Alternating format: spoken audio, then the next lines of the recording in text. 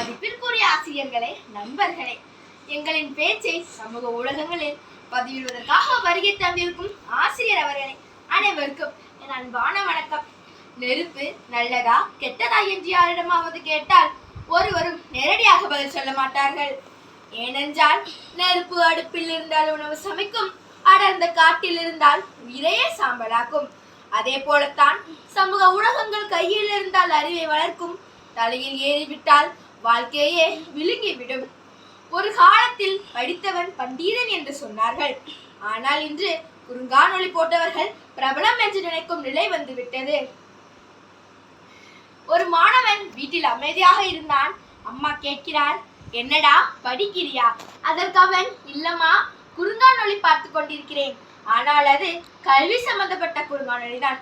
5 நிமிடம் கழித்து பார்த்தால் படிப்பு குறுங்கானொளி முடிந்து கரடியின் நடனம், பிறகு பூனையின் காணொளி, அடுத்ததாக சமையல் குறிப்பு, கடைசியில் யார் என்று தெரியாத ஒருவரின் குறுங்கானொளி.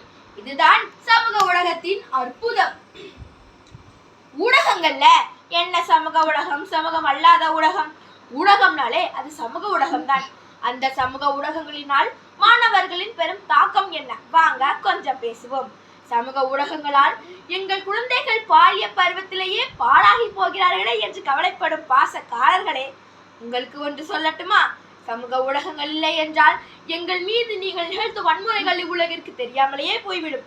சமூக ஊடகத்தின் வருகைதான் பல பேரின் முகமுடிகளை கிழித்து தொங்க விட்டிருக்கிறார் என்பதை மறந்து விடாதீர்கள்.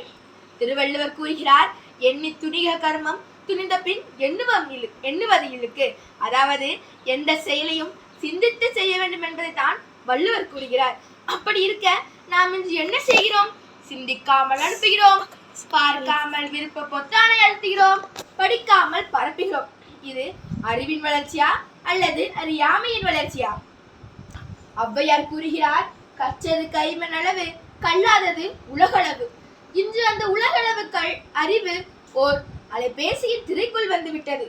ஒரே அழுத்தில் உலக பல்கலைக்கழகங்களின் பாடங்கள், விண்வெளி ஆராய்ச்சி, செயற்கை நுண்ணறிவு, மொழி கற்றல் எல்லாமே கிடைக்கிறது. ஆனால் அந்த அலைபேசியை வைத்து நாம் என்ன தேடுகிறோம் என்பது நமக்கே வெளிச்சம். பாரதியார் சொன்னார், நிமிர்ந்து நன்னடை நேர்கொண்ட பார்வை. ஆனால் என்று நிமிர்ந்து நடப்பதற்கு பதிலாக குனிந்த அலைபேசியை பார்த்தபடியே நடக்கிறோம். பாரதியார் என்று இருந்திருந்தால், நிமிர்ந்து நடமானவனே அலைபேசியை பார்த்தபடியே நடக்காது என்று கூட சொல்லியிருப்பார். புத்தகம் நம்மை சில மணி நேரம் அமைதியாக உட்கார வைக்கும். ஆனால் அந்த அலைபேசி இருக்கே அலைபேசி, அது நம்மை பல மணி நேரம் அசையாமல் உட்கார வைத்துவிடும். வித்தியாசம், ஒன்று அறிவை வளர்க்கும், மற்றொன்று நேரத்தை விழுங்கும். சமூக ஊடகங்கள் மாணவர்களுக்கு எதிரி அல்ல, ஆனால் ஒப்பிட்டு மனப்பான்மை ஒரு பெரிய எதிரி. மற்றவர்கள் பகிரும் வெற்றியை பார்த்து அவன் வாழ்க்கை மட்டும்தான் அழகு என்று நினைக்க ஆரம்பிக்கிறோம்.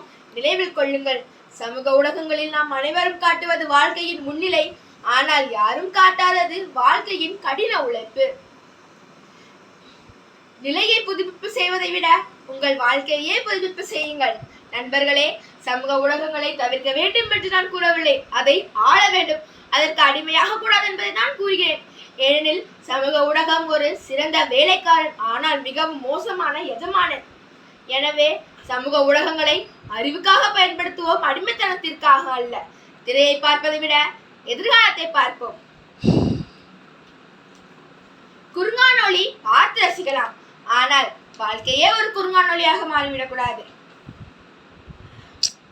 இறுதியாக ஒன்று சொல்லி என் உரை முடிக்கிறேன். ஊடகம் ஒரு இருமுனை கத்தி, அதை கவனமாய் கையாளவில்லை எனில் கிழித்துவிடும் குத்தி. இனிமேல் யாராவது நெருப்பு நல்லதா கெட்டதா என்று கேட்பீர்களா?